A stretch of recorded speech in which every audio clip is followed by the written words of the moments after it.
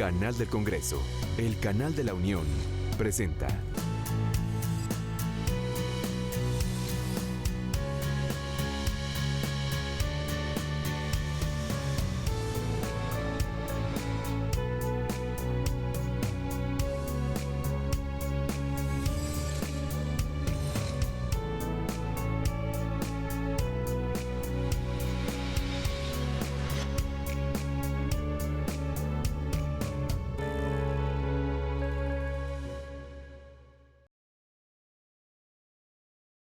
Permítame iniciar mi participación con lo siguiente. La reunión que nos convoca en esta bella ciudad, en el marco de Virtual Educa, es prueba fehaciente de que los avances en las tecnologías de la comunicación han hecho visibles los retos que compartimos todos, en particular en el ámbito de la educación, la ciencia y la tecnología. Para nadie es ajeno que el nuevo modelo económico mundial se caracteriza por el uso generalizado de tecnologías de la información y la comunicación, las que se actualizan de manera permanente. Esto genera nuevos modelos de producción y nuevas formas de vinculación social, que también impacta el quehacer educativo, sindical y desde luego la gestión de los gobiernos. Los ambientes digitales, la informática como herramienta fundamental de trabajo, las lógicas de producción del conocimiento en red, las comunidades de aprendizaje y creadoras de conocimiento son los nuevos elementos que hacen a las sociedades más abiertas al mundo y más competitivas con base en la incorporación de nuevos conocimientos. La incorporación de las tecnologías al trabajo diario debe realizarse con seriedad, de forma sistemática e integral para que, en el caso educativo, los sistemas sean capaces de adaptar su funcionamiento a las características de los docentes, estudiantes y familias y, además, dar respuesta a las demandas del mercado laboral y de la sociedad en su conjunto. La Confederación de Educadores Americanos, así como el Parlatino, no están ajenas a este proceso. Ambas organizaciones, desde sus espacios de acción, consideran prioritario plantear que la incorporación de las tecnologías en el ámbito educativo no sea considerado un insumo, sino un elemento fundamental para la innovación disruptiva, o sea, una innovación que impacte en las prácticas educativas de los docentes y que finalmente eleve la calidad de la educación. Por ello, desde ambos espacios venimos construyendo a través de diversos mecanismos proyectos de colaboración que nos permiten compartir experiencias y sumar esfuerzos con la mira en objetivos comunes, sociedades más justas y solidarias en la región. La CEA, además de su tradicional acción integradora en el aspecto sindical y académico, también ha demostrado su vocación de integración en los pueblos, sus culturas y sus necesidades complementariedades y sus necesarias complementariedades, las que deben desarrollarse en el plano económico y político. Aprovecho este espacio para reafirmar el histórico sello de identidad de la CEA, que ha sido la defensa de la educación pública, laica, gratuita y de calidad. Una educación pública con compromiso social, reconociéndola como un derecho fundamental de las personas, el cual debe ser asegurado y tutelado por los gobiernos. En la CEA estamos conscientes de los intereses de grupos que ven a la educación como una mercancía, por cierto, muy rentable. Somos testigos de muchos ejemplos en la región de estas tendencias privatizadoras. Entre sus estrategias ha estado la descalificación del trabajo de los docentes y de sus organizaciones legítimamente constituidas con el fin último de desprestigiar a la escuela pública. Por otra parte, los sistemas educativos de la región atraviesan por una serie de reformas que han privilegiado la rendición de cuentas y la evaluación. Los gobiernos están gastando más en ella que en los distintos programas que deben seguir como consecuencia. La mejora de las instalaciones escolares, la formación docente, el apoyo a los nuevos maestros y hasta los programas sociales que deben equilibrar las condiciones sociales de los niños de escasos recursos. Debemos ser capaces de ir más allá, porque el objetivo de la evaluación, como lo entendemos los maestros, es la mejora de la educación. La evaluación Es ni más ni menos un instrumento que puede ofrecer diagnósticos útiles para la mejora y como cualquier instrumento con esta pretensión, debe estar bien construido. En el caso de la educación, proceso altamente complejo, se requieren múltiples instrumentos para aproximarnos a la realidad tan diversa, considerar los factores del contexto, los distintos ámbitos, actores y procesos, no solamente a los alumnos y los maestros, incluyendo las políticas educativas. Percibimos en algunos docentes profunda desconfianza por estos mecanismos, sin duda producto de experiencias pasadas y de una visión punitiva impulsada por grupos interesados y retomada muchas veces con ligereza por algunos medios de comunicación. La incertidumbre que esto genera es un gran reto para los sistemas educativos y para los sindicatos docentes, porque como lo han afirmado funcionarios, estudiosos, organismos internacionales y desde luego los sindicatos, las reformas en educación solo son exitosas con el concurso de los maestros y sus organizaciones. Como todas las organizaciones, los sindicatos estamos obligados a reflexionar sobre nuestra propia responsabilidad, si queremos tener vigencia en el mundo de hoy. Debemos reflexionar para actuar en consecuencia. Los docentes y sus organizaciones tenemos un papel relevante que cumplir en este proceso. No queremos ni debemos quedarnos atrás. Los grandes retos de hoy en realidad, los viejos retos que enfrentamos todos en la región y que aquí se han mencionado, la pobreza, las crecientes desigualdades, la brecha digital, la vertiginosa carrera para acompasar los cambios en todos los órdenes, con el respeto a los derechos de los trabajadores y más allá de ello, el logro de sociedades más justas y el acceso a una vida digna para todos. Todo esto nos obliga indudablemente a cambiar, a transformar nuestras organizaciones. Si los docentes siempre han estado en la lucha por la calidad de la educación, hoy esta lucha tiene un profundo significado a la luz de las transformaciones que vivimos. Entre los retos que estas transformaciones imponen está, sin duda, el convencimiento de que la mejor forma de defender los derechos de los trabajadores de la educación, que es nuestra misión irrenunciable, es la defensa de una escuela pública de calidad.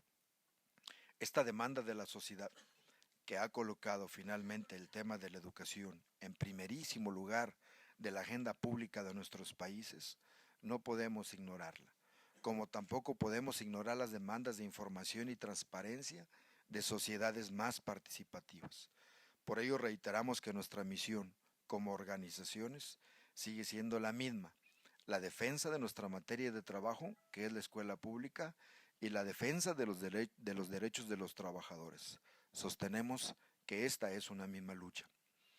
En la defensa de los derechos de nuestros agremiados, los sindicatos reconocen la diversidad de tareas que hoy demanda la sociedad a la escuela. Reconocen asimismo las muy diversas condiciones en las que se desarrolla el trabajo docente. Por ello, estamos obligados a repensar nuestras prioridades y nuestra gestión para atender mejor esta diversidad. Por ejemplo, la cercanía con nuestros agremiados debe permitirnos acompañar a los maestros frente a las lamentables repercusiones de la violencia en la escuela, desde el bullying hasta el narco, fenómenos que golpean a varias regiones y o escuelas en la región. Como también estamos convencidos de la necesidad del diálogo, de vinculación con la sociedad, para lograr metas comunes a las que todos aspiramos. Debemos todos asumir en forma autocrítica, pero con sentido global, la idea de no actuar encerrados en los distintos corporativismos. Enfrentamos los retos que se nos presentan como parte activa y fundamentalmente del desarrollo con justicia social de nuestras naciones.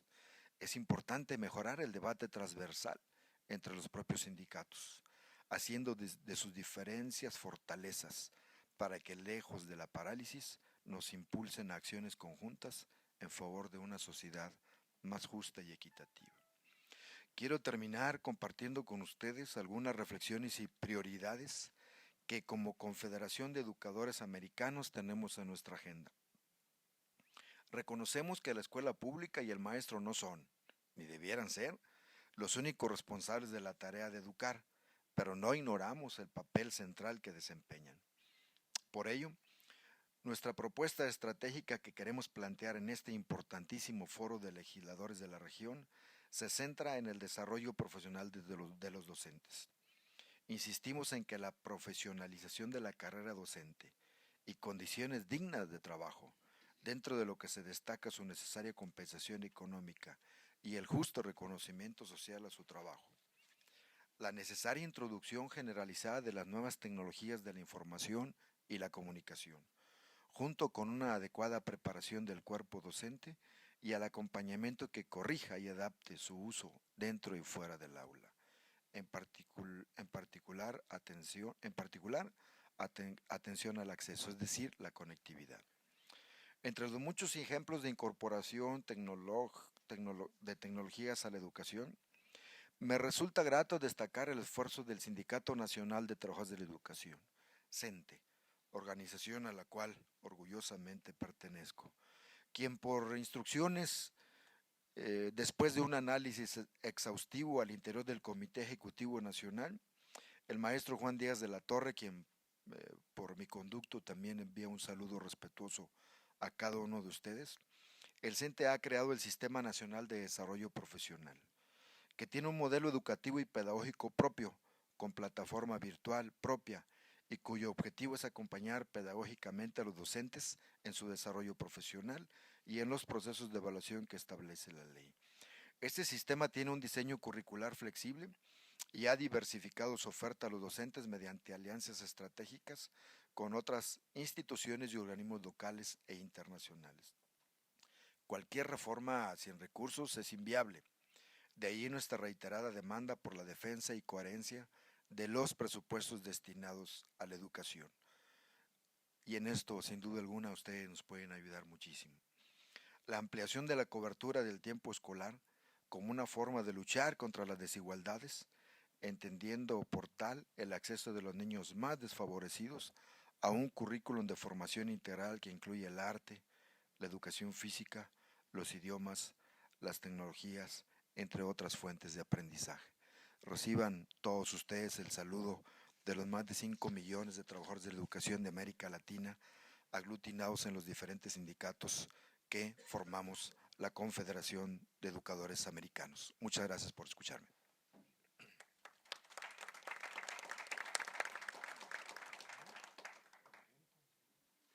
Muchas gracias, profesor Juan Manuel Armendáriz, secretario general de la CEA, la Comisión de Educación, Cultura, Ciencia y Tecnología del Parlatino.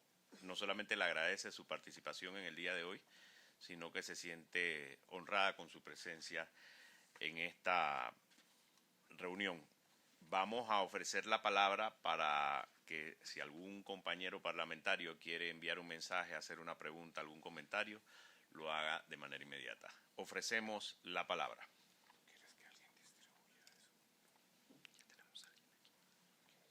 Tiene la palabra la diputada mexicana. Compañeras, compañeros, asambleístas, legisladoras, legisladores. Hemos escuchado con mucha atención al maestro Juan Manuel Armendáriz, quien es el secretario general de la CEA, y que el sindicato que representa, que es el Sindicato Nacional de Trabajadores de la Educación en México, como es sabido por todos nosotros, es el sindicato más grande de trabajadores de la educación en América Latina. Y que la problemática educativa, pues bueno, ayer se discutía ampliamente, es un problema que vivimos en la América Latina y en el Caribe.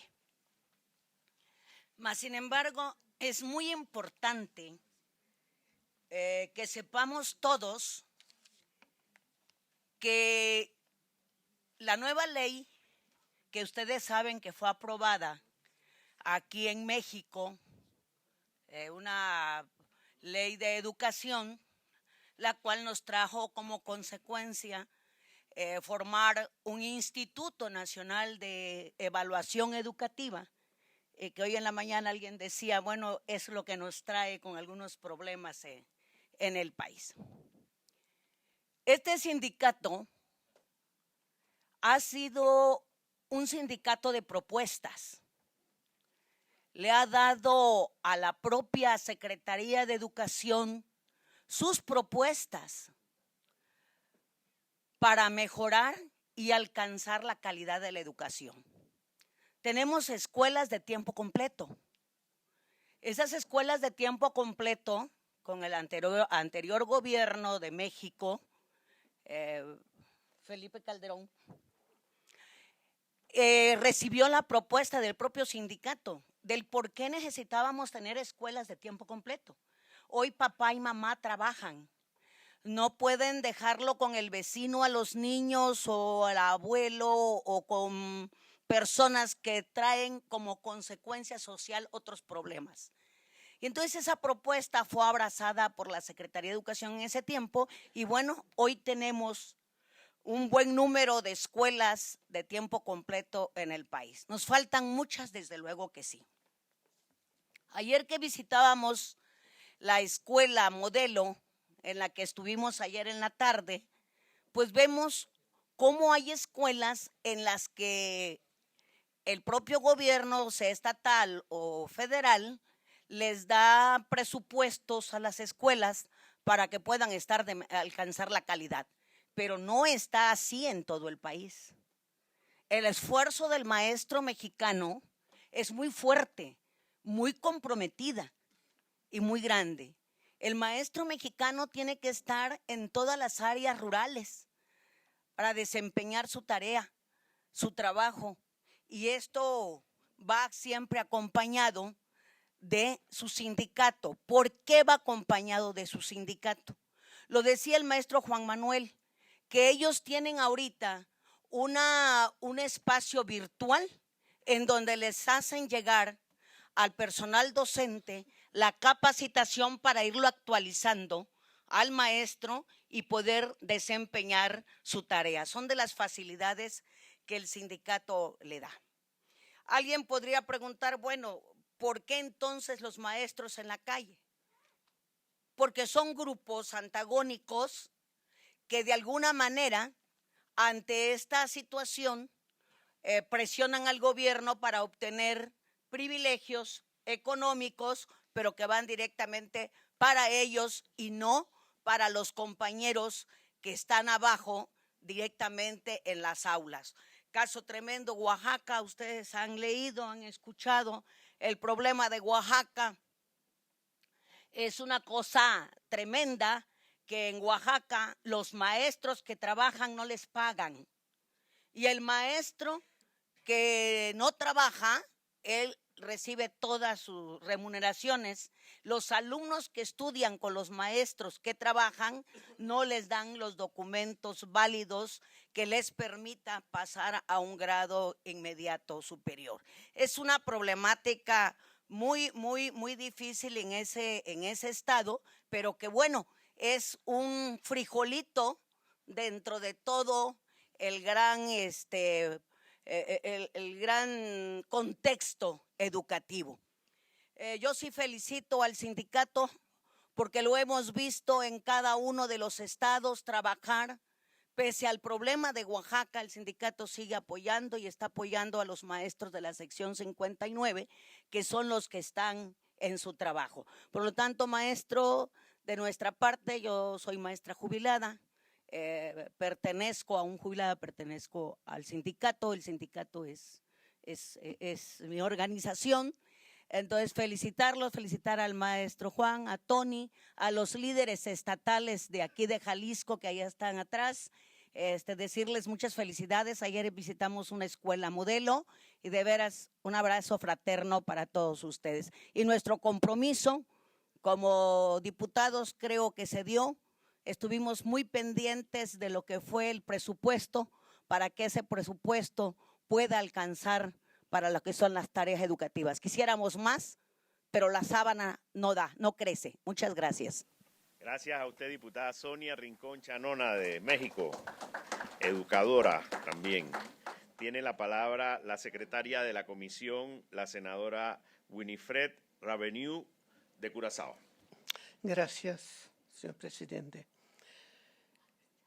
El problema de nivel de educación, yo creo que es un problema mundial, porque por todas partes están enfrentando problemas de nivel escolar.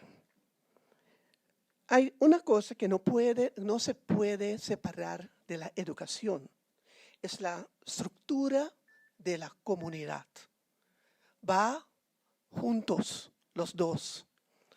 La estructura, como dice la diputada, que es muy importante que nosotros, que somos del gobierno, que tenemos que tomar decisiones, somos muy conscientes que no puede dar un nivel de enseñanza alta si sus problemas sociales son tan grandes que para estudiar es imposible. Los dos van juntos y el presupuesto debe tener espacio para hacer lo que tiene que hacer. Si no, estamos haciendo cosas que no tienen importancia, que no tienen valor. Estoy tratando de explicar, pero las palabras no me caen. Lo puedo hacer mejor en inglés o holandés, pero yo voy a continuar en español.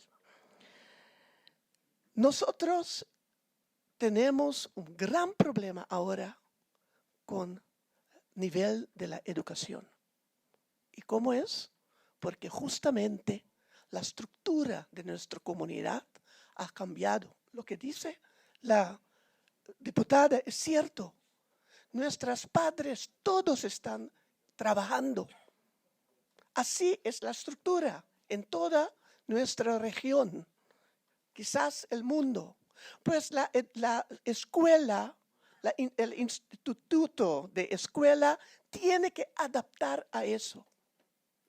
Un niño, cuando se nace un bebé, es una persona que tiene que desarrollar no solamente cognitivamente, pero también todas las otras capacidades y potenciales que tiene que ser desarrollada. Y eso sucede en la escuela. Sí, la familia es importante. Sí, es importante que los padres también se educan a los niños. Pero eso no está pasando porque no están en casa. Pues nosotros tenemos que, ¿cómo se dice? Fangu. Vamos, Nick, ayúdame. Vamos, tenemos que sostener, apoyar a nuestros hijos y tener que hacemos lo que tenemos que hacer como gobernadores. Nosotros tenemos que hacer lo que tiene que hacer. Si no, mañana tenemos más problemas y nunca vamos a alcanzar nada. Ayer teníamos discusión de universidad. La universidad, mayoría de nuestros hijos no van a la universidad porque es costoso. No tenemos la plata pero ellos todos tienen que tener el derecho para ir a la universidad. Ahora vamos al problema de los profesores, maestros. Nuestro problema no es que tenemos escasez de maestros, no. Nuestro problema es que tenemos demasiados maestros y por eso no tienen ¿cómo se dice? No tienen el valor para hacer todo y por todo para la educación, porque nosotros lo necesitamos, pues no podemos correrlos cuando no se hacen buen trabajo, tienen que tenerlos ahí, pues nosotros tenemos otros problemas que ustedes, ¿ya? Escasez se pone que los maestros se ponen poderosos y lástimamente nuestro sindicato se apoyan los maestros solamente jurídicamente, pero no les dan el valor de ser profesores y docentes. Eso es nuestro problema. Tienen que recapacitarlos, pero ellos no quieren recapacitación y pueden decir, haz lo que quieren porque me necesita en todo modo. Y eso es que un parte del problema que tenemos del nivel de nuestra enseñanza que se baje. Ahora estamos en punto donde tenemos que alargar el horario de la escuela, pero nadie quiere, los maestros no quieren entender ni platicar de eso. El sindicato tampoco no quiere, empezaron a hablar de, ok, si quiere aumentar, que dice de la entrada, tiene que multiplicar también. Y es un problema, porque nuestros maestros trabajan solamente 5 horas en la escuela, de las 7:30 hasta las 12:30, y después los niños están por su cuenta. Y ahora la criminalidad aumentaba tanto y todos están gritando que tiene que hacer algo. Pero el único que podemos hacer es si los docentes y maestras se comprenden que son agentes de cambios. Ellos son los que tienen que sostener y promover la sociedad para que la enseñanza, a través de la enseñanza, cultura, ciencia, todas esas tienen que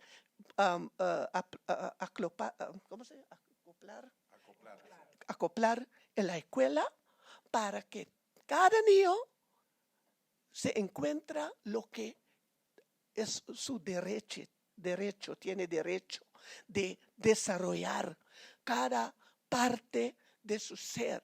Y nosotros como comunidad tenemos que ganar eso. Todos estamos responsables para nuestra sociedad. Sindicalismo tiene que no solamente ver el estado jurídico de los maestros, de los trabajadores, labores en la escuela, pero también sus responsabilidades. Tienen que hacer esfuerzo para motivar el maestro y el docente de su responsabilidad de educar no solamente los niños, pero también la sociedad completo. Y tienen que dar, ¿cómo se dice? Sacrificios, ¿no? Sacrificios. Todos tenemos que hacer sacrificio. Pues el sindicato tiene una responsabilidad muy grande para motivar a los maestros, a los docentes, de su responsabilidad que tiene para el futuro de su país. Depende de nuestros maestros, el futuro de nuestro país. Porque cada profesión que existe depende de la profesión del maestro. Porque todos tienen que pasar del maestro para obtener una profesión después. Gracias. Muchas gracias, senadora. Muy amable. Tiene la palabra el asambleísta Gastón Gagliardo. Muchísimas gracias. Bueno, yo quería compartir la experiencia que vivimos en el Ecuador. Lo manifestaba ayer, que en mi país la palabra evaluación era una mala palabra. O sea, era un pecado evaluar en nuestro país, y nuestro presidente, con mucha visión en la Asamblea Nacional, acordó el generar a través de la ley esta iniciativa, no solamente de evaluar al docente, de evaluar al sistema. Y miren ustedes la anécdota que les voy a decir. Quien maneja el INEVAL, que es el Instituto Nacional de Evaluación, es un mexicano allá en Ecuador. Harvey Sánchez, si la memoria no me engaña, es de Monterrey. y ha hecho un trabajo muy interesante. A través de esta evaluación se sabe la ubicación vía, digamos, con unos mapas, unas situaciones bien modernas, dónde está cada escuela, cómo es su infraestructura, cuántos estudiantes, y dependiendo de las áreas y zonas, tienen mejoras en matemáticas, geografía, o sea, las materias básicas, las habilidades, actitudes, los mismos maestros, quienes manejan las tecnologías, evaluaciones incluso para mejorar la calidad, digamos, la situación económica, y a los que sacan mejores calificaciones, los mejores puntuados, reciben hasta un bono especial, un bono de $2,000, $3,000, no recuerdo exactamente la cantidad. Entonces hay una motivación muy grande de ahora evaluar, o sea, lo que al principio era una mala evaluación, ahora es el caché, es el plus de decir yo quedé el maestro mejor evaluado de mi zona, de mi distrito, de mi circuito, y eso realmente ha cambiado el paradigma de un partido político, guardando la distancia ustedes con un sindicato muy serio y con trayectoria, de un ex partido político en mi país, el MPD, que lo único que aplicaba era la piedroterapia y la paloterapia para intentar arreglar o imponer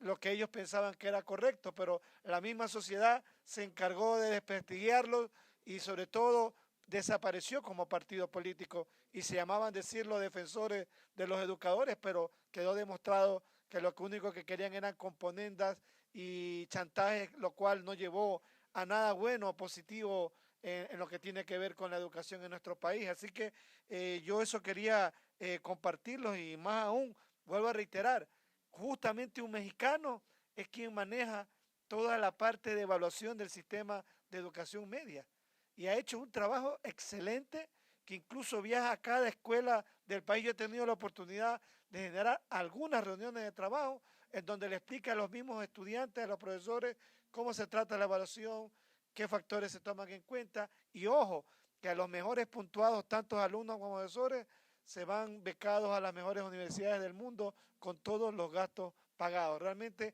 esa experiencia de lo que surgió al principio como una debilidad o una situación en la cual podía generar polémica, se convirtió en una oportunidad para la mejora del sistema, en la tranquilidad de los maestros, porque a ningún maestro se lo votó, o al menos que sea un maestro con demasiadas situaciones adversas, que ya son circunstancias que nada tiene que ver con la calidad de la educación, pero creo que eso ha sido positivo en mi país. Eso es lo que quería compartir con ustedes.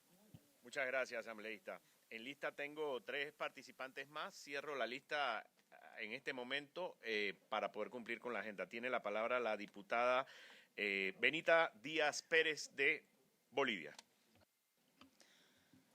Muchísimas gracias, y reiterar el saludo a todos quienes nos acompañan en esta sala y a cada uno de los parlamentarios, diputados y senadores de los diferentes países latinoamericanos. En realidad lo que yo quería decir era algo muy corto, breve, y empezar diciendo algo que se ha repetido tantas veces en nuestros países como también en reuniones como esta, que la educación debe ser considerada y es considerada como un derecho, en tal sentido que nuestros gobiernos debemos garantizar ese acceso a la educación. Pero no solamente garantizar ese acceso a la educación es que el gobierno debe hablar del presupuesto económico y de la infraestructura, sino que debemos pensar también en ese componente humano que van a ser los profesores y los estudiantes.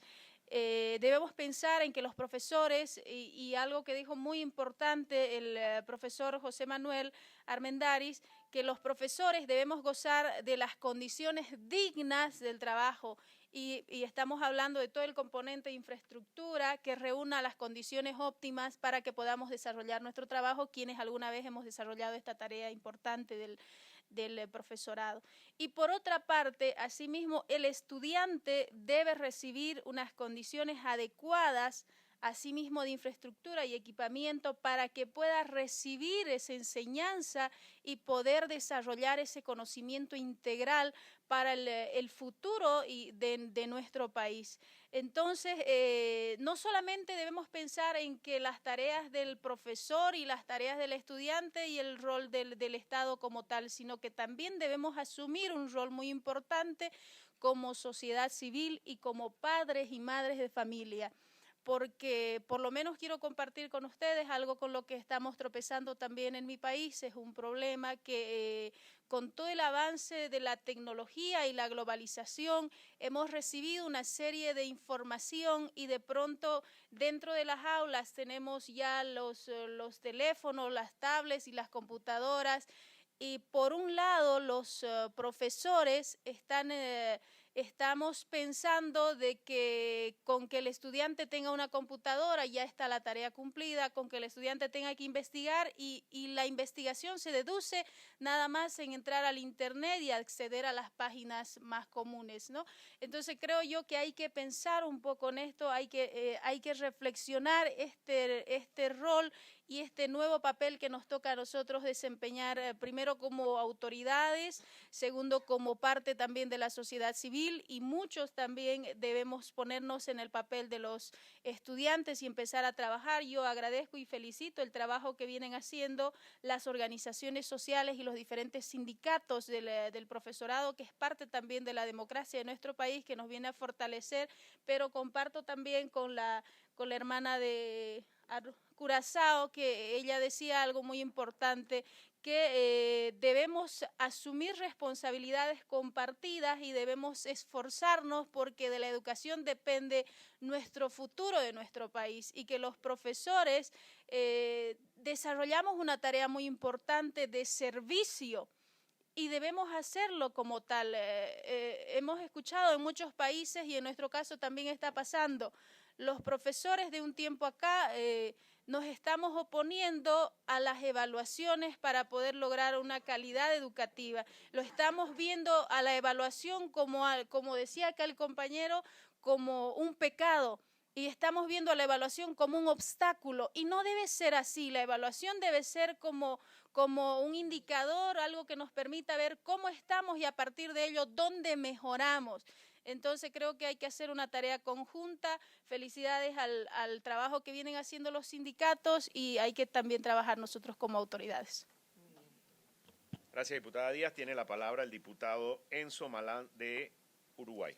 Cuando estaba iniciando la exposición, hablaba de que vivimos en un mundo donde la tecnología y los ambientes digitales hoy están muy presentes. Yo digo, bueno, nos va configurando una nueva cosmovisión de movernos en el mundo, de pensar y de pensarse en ese mundo. Una cosa interesante que se decía también es que la computadora no es solamente un instrumento. En mi país, por ejemplo, en Uruguay, en el 2006, el 6% de las clases de los ciudadanos, de los niños más empobrecidos, el 6% tenían acceso a una computadora en el 2006. Hoy tiene el 94%. Hemos avanzado impresionantemente en lo que tiene que ver en la inclusión. Las clases más poderosas en el 2006 ya tenían el 96% de acceso a la computación. Entonces, ahí ha habido un avance tremendo. Pero ¿qué pasa? No alcanza con eso. Yo soy maestro y he visto en las escuelas, por ejemplo, con una XO, una computadora, un niño escribiendo 1 por 1, 1, 2 por 1, 2, 2 por 2, 4, 2 por... O sea, es lo mismo el cuaderno que la computadora. Si uno, en vez de escribir en el cuaderno, repita 5 veces tal cosa, lo repite en la computadora, entonces el instrumento está, pero no cambió, o sea, no avanzamos en esa como visión que decíamos, en ese pensarnos, o pensarse cada uno de nosotros en este ambiente digital. Entonces, para eso, muchas veces quizás los maestros, porque por mucho tiempo ha sido así, nos hemos constituido como repetidores de prácticas que nos vienen de afuera. Entonces llegan y nosotros, los docentes, tratamos de de reproducir allí porque es más fácil, porque, bueno, entonces me parece que tenemos que centrarnos entonces como compromiso en el presupuesto, sí, porque, por ejemplo, en mi país, desde la década del año 60, la década del 60, los maestros han sido maltratados en lo que tiene que ver con sus salarios, por ejemplo, sin duda. Entonces, centrarnos sí en el presupuesto, porque debe haber una fuerte inversión en la educación, en lo que tiene que ver con lo salarial, sin duda. Pero también una fuerte apuesta a la profesionalización. En mi país, los maestros no tenemos nivel universitario, por ejemplo. Y reiteradas veces se ha querido impulsar la universidad de la educación y no se ha podido. Por problemas políticos o por lo que decíamos ayer, por a veces las miradas de las universidades constituidas que, bueno, no ven a la docencia como una forma también con un nivel terciario, y por lo tanto son cosas que frenan. Entonces, bueno, un fuerte impulso sí al presupuesto, pero también un fuerte impulso y un compromiso por la profesionalización de los docentes y el carácter universitario que hace que podamos también avanzar en esos otros conceptos de ambientes digitales que decíamos hoy, o de cosmovisiones pedagógicas distintas, ¿verdad? Cuando hablamos del tema de la evaluación, a veces hemos confundido la evaluación con medir, con culpabilizar, con seleccionar, y eso en definitiva termina estigmatizando, ¿no? Entonces, pero si avanzamos con los docentes en una mirada distinta, en una mirada de la evaluación, como dice una autora argentina, que no recuerdo el nombre, de mirarse al espejo, evaluarse como mirarse al espejo, entonces uno sabe lo positivo y lo negativo, y poder convencerse de que hay cosas que pueden mejorarse, bueno, entonces el docente entra en esta dinámica. En una dinámica que también felicito al sindicato y saludo esta iniciativa, porque uno puede evaluar, y bueno, y la evaluación supone ya el camino hacia la mejora. Y lo que está haciendo el sindicato es acompañarlos.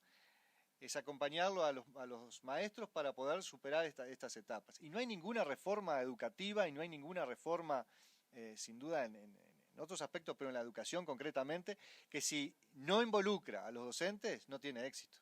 Si la deja de lado y si es impuesta y si es externa, yo creo que tiene escasos días.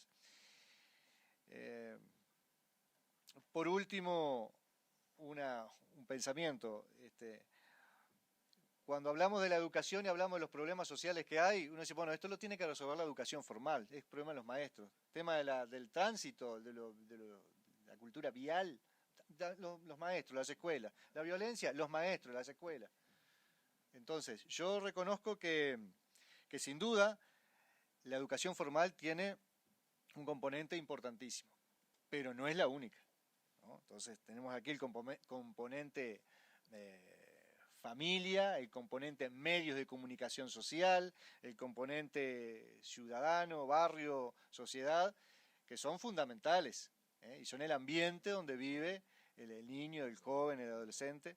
Entonces, no es solo un problema educativo. Entonces, pero sí la educación, sin duda, debe contribuir a todo esto y a esta nueva visión de esta realidad, como decía al principio, una cosmovisión distinta, que se nos ha impuesto rápidamente y a veces no tenemos todavía los instrumentos para enfrentarlo. Entonces, en resumen, felicitar y saludar al compañero maestro porque, bueno, están trabajando en esta línea de avanzar juntos con los docentes para una educación mejor. Muchas gracias, presidente. Gracias, Gustavo. ¿Puedo decir una anécdota, compañero de Sí. Uruguay? Gracias a la cooperación de Uruguay en mi país, Venezuela, el 80% de nuestras escuelas ya tienen computadora.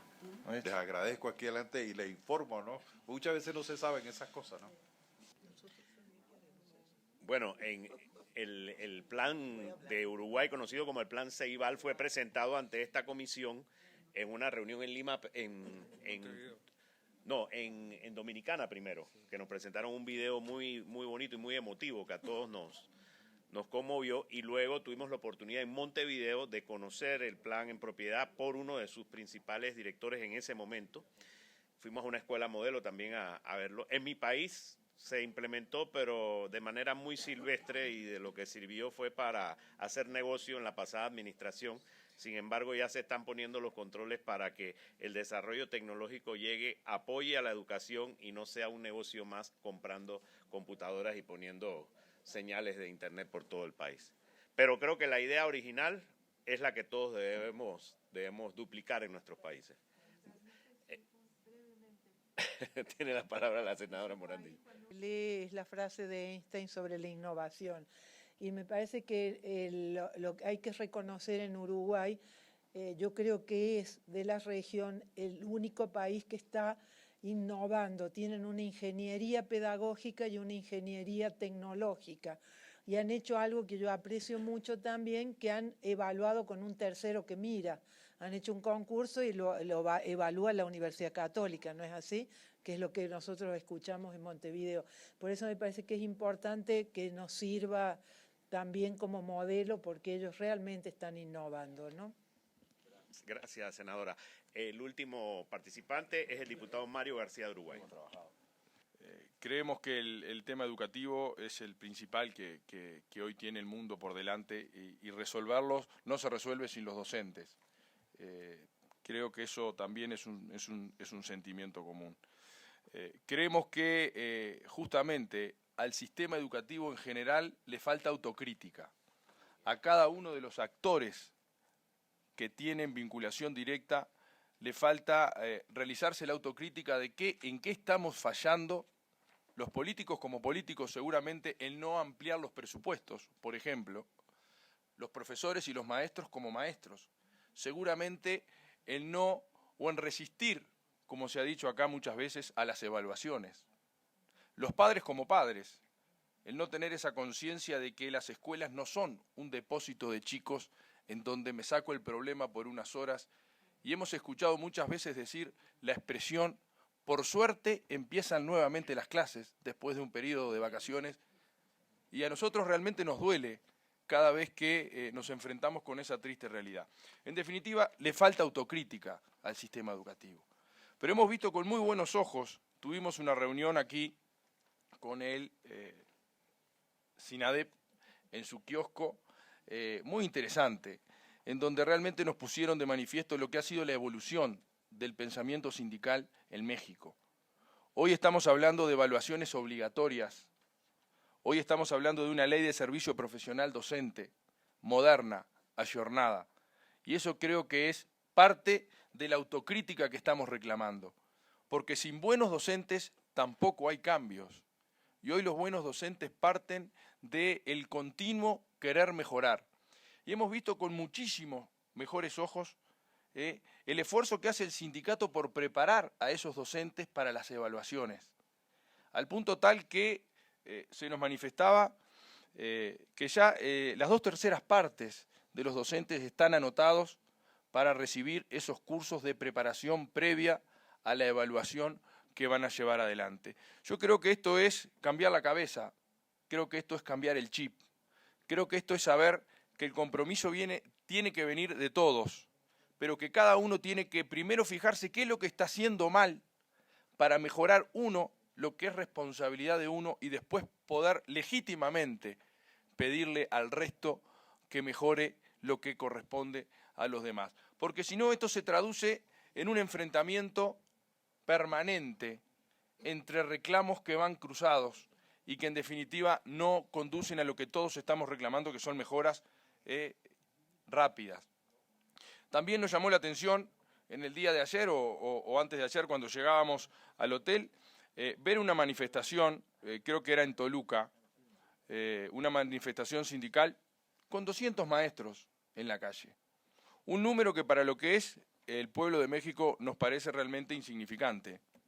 Y bueno, esto creo que también marca que hay un camino que está marcando el movimiento sindical docente, que tiene un gran respaldo por un lado, y hay otro camino que creo que cada vez es menor, y celebramos que ese camino del enfrentamiento, del no se puede, del que siempre hay cosas para reclamar y nunca nos damos cuenta qué es lo que tenemos que mejorar, creo que ese es el camino que va quedando, afortunadamente aquí en México, va quedando atrás. Nosotros somos de Uruguay, nos llevamos una cantidad de ideas para comenzar a trabajar en lo que tiene que ser una modernización total del sistema educativo para encontrar las mejoras que sobre todo los niños y, como decíamos ayer, aquellos que no nos votan, aquellos que no nos eligen, pero que son quienes reciben, en definitiva, el producto de las políticas educativas, están esperando por esas modificaciones que todos anhelamos. Muchas gracias, presidente.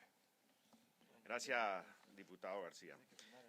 Para concluir, le vamos a dar nuevamente la palabra al secretario general de la Confederación de Educadores Americanos, Juan Manuel Armendáriz.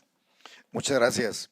También de manera muy breve por respeto a su agenda, pero quiero decirles que a mí me da mucho gusto escuchar a los señores legisladores, a las señoras legisladoras, expresarse sobre el tema educativo. Para el Sindicato Nacional de Trabajadores de la Educación, desde finales de los 80s, hemos impulsado el hecho de que el tema educativo debe de estar en la agenda política. No lo habíamos logrado. Hoy, reitero, a mí me da gusto que no solo esté en la agenda política del país, sino en la agenda de este tipo de eventos. Decirles que para el maestro mexicano no es ajeno a la evaluación. Hasta el 31 de mayo estuvo vigente, desde mayo del 92, precisamente de 1992, un programa que se refería a un escalafón horizontal que se denominó carrera magisterial, y que los maestros, para poder acceder a ese programa, a ese escalafón horizontal, año con año tendrían que evaluarse. Y aquel compañero, aun cuando su calificación o el resultado de esa evaluación fuese satisfactoria, pero que el presupuesto económico no permitía que ingresara a ese programa, al siguiente año tenía que evaluarse nuevamente. Es decir, el maestro mexicano se ha venido evaluando desde 1992 de una manera recurrente, y en ese programa teníamos inscritos hasta el 31 de mayo, participando en él, 535,000 docentes, que equivalían a 817,000 claves más o menos. Ok, el sindicato nuestro también ha impulsado que la educación sea elevada a política de Estado, es decir, que trascienda a los vaivenes de los gobiernos en turno y que se establezca como tal a efecto de poder darle continuidad precisamente a los planes, proyectos y programas que en el tema educativo se tienen que establecer.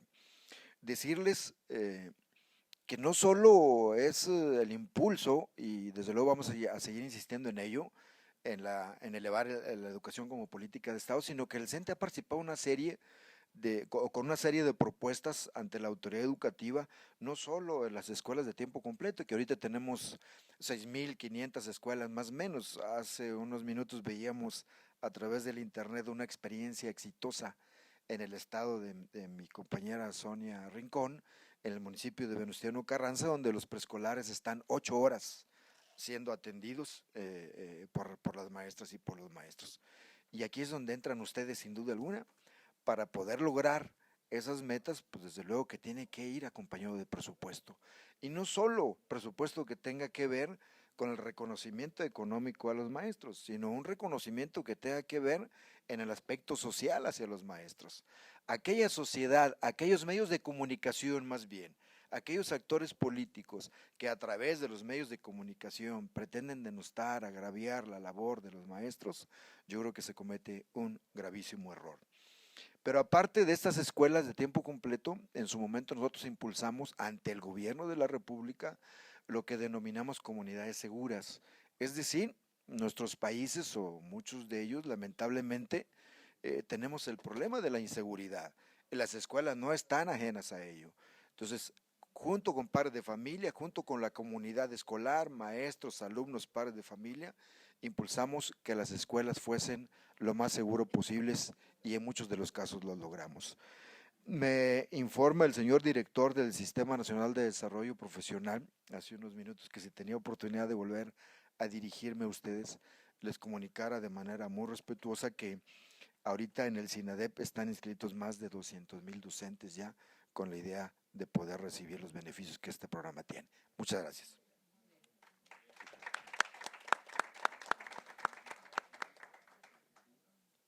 la participación de Juan Manuel Armendáriz, secretario general de la ASEA, concluimos este punto de la reunión y declaramos un receso de 15 minutos.